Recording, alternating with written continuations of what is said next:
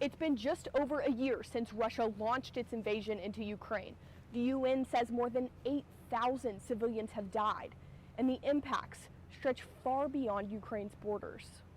Like, it's hard to be here and see what's happening over there and not being able to do anything about it.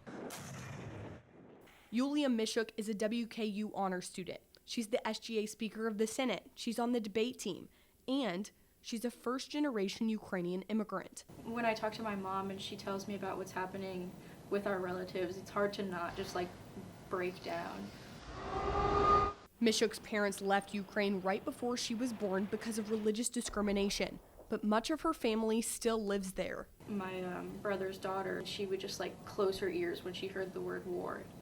Her brother Vadim and his family are among some of the more than 8 million Ukrainians that have fled their country and become refugees across Europe, according to the UN. But she still has family living in the northwest part of Ukraine. One of our friends was shot by a Russian soldier in the middle of a town square so they could be made an example of. She had to take a step back from her involvement on campus last semester because of the toll the war has taken on her emotionally. It's kind of solemn. Over a year later, Ukraine still stands. Mishuk attributes much of that to the strength of Ukrainian people. The thing that keeps us going is the fact that Ukraine has not stopped fighting and Ukraine has not stood down.